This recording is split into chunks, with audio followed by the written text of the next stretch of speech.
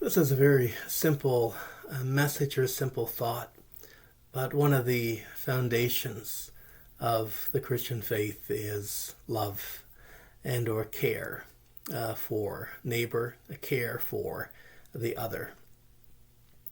There are different times throughout my pastoral journey that I've got caught up in theories of atonement and doctrine and biblical interpretation, and those things are all important. But at the end of the day, people disagree in varying depths as to exactly where to land on some of those things. I spent a lot of time studying, a lot of time pouring into different passages of Scripture, reading through different commentaries, historical notes and books. I studied a lot. And in all of my study, I thought, what have I learned?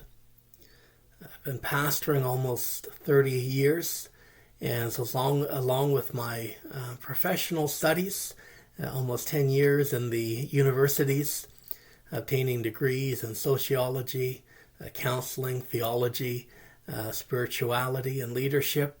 I've also written probably somewhere north of 2,500 sermons over the years. So a lot of time spent on the Word and in the universities studying. I've studied. What have I learned?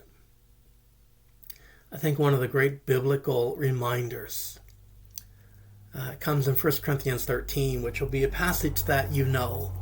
It's probably one of the most popular or famous passages of Paul. And Paul writes in 1 Corinthians 13, "If I speak in the tongues of mortals and of angels, but do not have love, I am a noisy gong or a clanging cymbal. And if I have prophetic powers and understand all mysteries and all knowledge, and if I have all faith so as to remove mountains, but do not have love, I am nothing. If I give away all my possessions, and if I hand over my body so that I may boast, but do not have love, I gain nothing. Love is patient, love is kind. Love is not envious or boastful or arrogant or rude. It does not insist on its own way.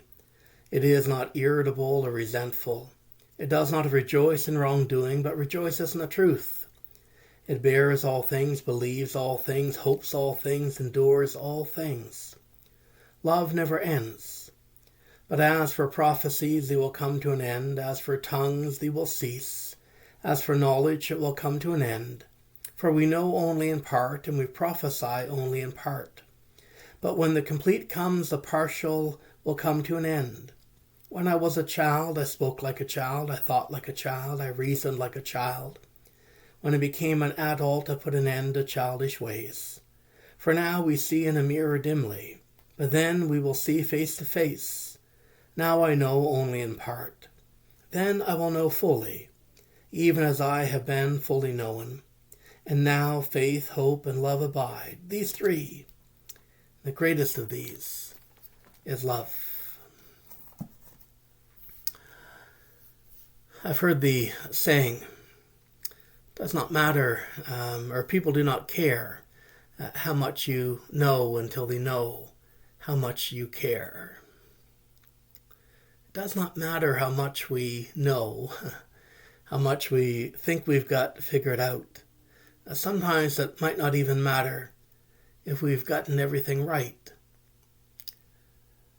What matters is that we care. Again, people do not know or care how much you know until they know how much you care.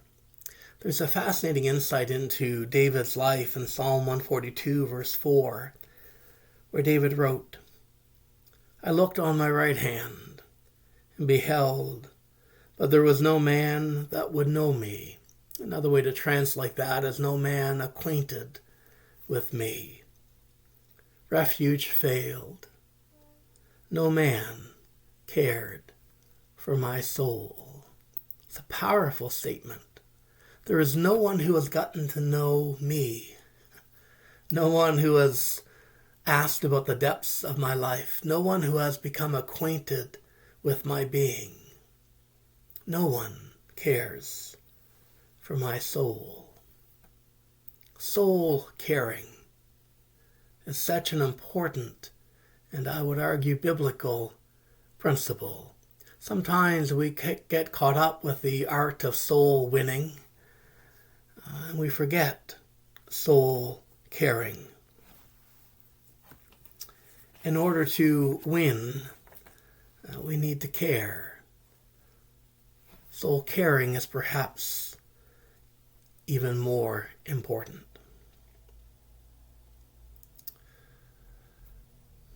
Gil Stafford had written, "To be a Christian is not merely to know and to adhere to all the right doctrines. It is not a matter of joining an organization called church. It is not a matter of following all the church's rules. To be a Christian is to know Jesus Christ in such a powerful way, and personal way, that one has a testimony to share with others. The church that pleases God is a church where hearts are aflame with God.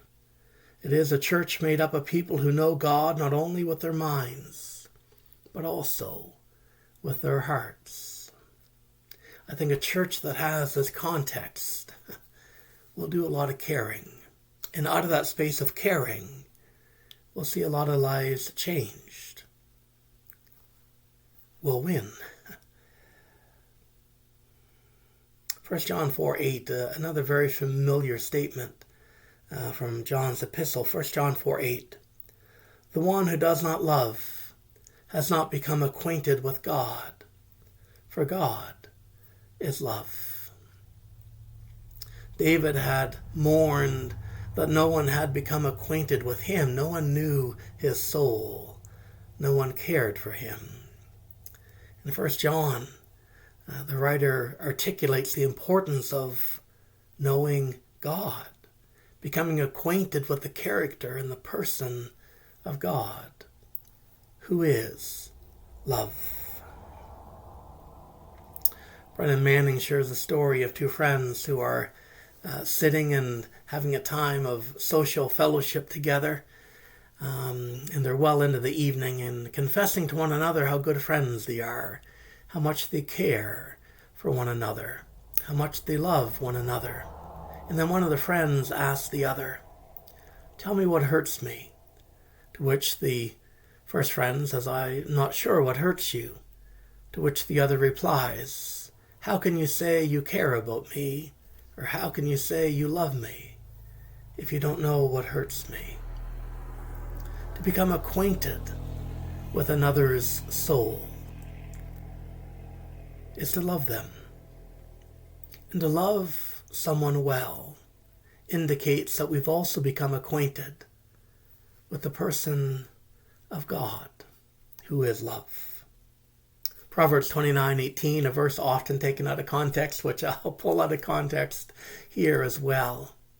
It's in the context of following the law, the Torah of God.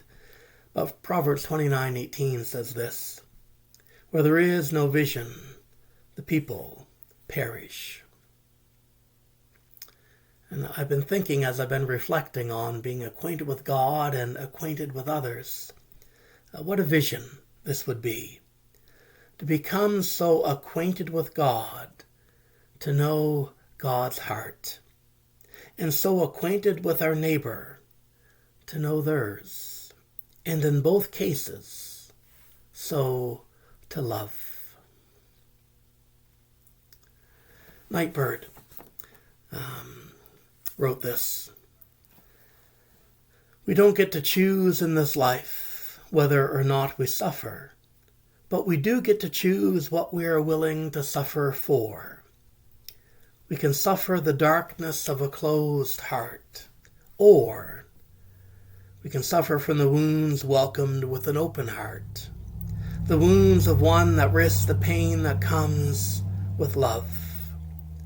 So I will take the risk of gratefulness, of kindness and goodwill, and hope for the best, in the leap of believing that I am fully accepted as I am, and that I have a place here.